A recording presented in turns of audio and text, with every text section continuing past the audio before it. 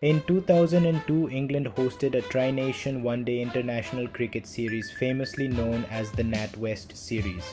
This included India and Sri Lanka alongside the hosts England. The format of the series was pretty straightforward. Each team would play 6 games, each team would face the other team thrice, and the top two teams in the end would play the final for the trophy. Group matches start. India started their series with a 6-wicket win over England, successfully chasing a target of 272. The Indian team performed amazingly throughout the group matches, winning 4 out of 6 of their matches. India topped the table with 19 points, followed by England. First India, 19 points. 2 England, 15 points. 3 Sri Lanka, 4 points. Hence, India and England qualified for the finals at Lord's Cricket Ground, also known as the home of cricket. The Indian team was captained by Sourav Ganguly. Sourav Ganguly had taken charge of the Indian cricket team amid the disturbing match-fixing scandals in 2000. Ganguly, alongside coach John Wright, had made India into a side that knew how to win overseas as well. The only stat that haunted India going into the finals was that they had lost all of their last 9 ODI tournament finals in different competitions. Ganguly and his team had immense pressure on them to end this finals losing streak. Also, India looked to avenge their last over defeat in the final match of the 6-match ODI series against England earlier that year at Wankhede, India.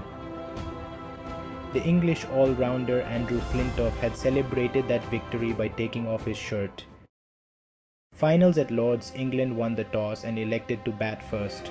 England captain Nasser Hussain scored a beautiful 115 off 128 balls. England went on to put a huge target of 326 in front of India to chase.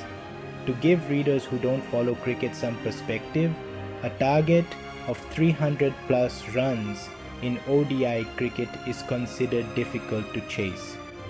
Until this match in ODI cricket, out of the 107 attempts, there were only 7 successful run chases of a 300 plus scores. The Indian chase starts. Indian opening batsmen Ganguly and Sehwag started the run chase with an amazing opening partnership of 106 runs. Both of them were well set on the crease and were comfortably scoring runs at a good run rate. India could not have asked for a better start from their openers. India lost their first batsman in the form of their captain Ganguly at a score of 106. Soon after his dismissal, things started going downhill for India. From 106 for no loss, they went to 132 for 4 in the span of a few overs. India had lost their 4 batsmen, but hopes were still alive, as the great Sachin Tendulkar was still at the crease. Sachin was India's best batsman then. He is also known as the god of cricket by cricket fans, though their hopes were soon shattered as Sachin also got dismissed. Now, India were at 146 for 5 in 24 overs, with only youngsters Yuvraj Singh and Mohammad Kaif left as their last recognized batsmen. It looked like India would yet again lose in the finals. Yuvraj and Kaif slowly started building a partnership. Both were looking solid at the crease and were scoring comfortably. They both went on to put an amazing partnership of 121 before Yuvraj got out.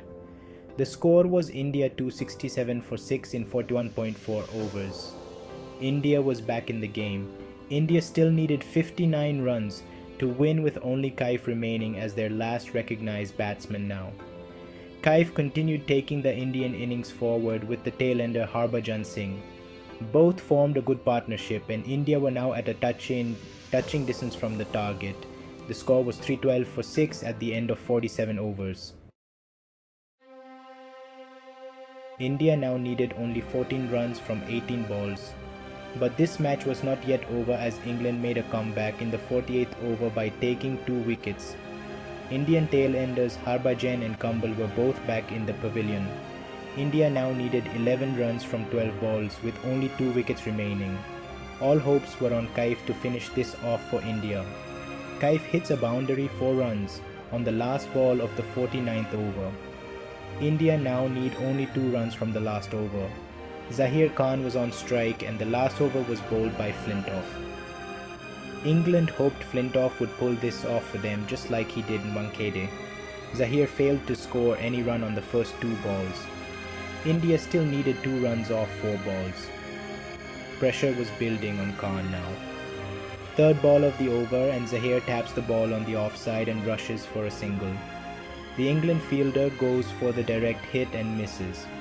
Mohammad Kaif comes back for the second run as it's an overthrow and completes it. India wins. Indian fans erupt in Lord's. Iconic scenes in Lord's balcony as Indian captain Sourav Ganguly takes off his shirt and waves it. A fitting response to Flintoff's celebration at Wankhede. Heroes of this famous victory, Mohammad Kaif and Yuvraj Singh, give each other a hug. Interesting trivia. Kaif's parents later revealed that they had switched off their television once Sachin was dismissed, as they thought it was now impossible for India to come back in the game. This was truly the start of a new dynamic Indian era in cricket, led by Sourav Ganguly.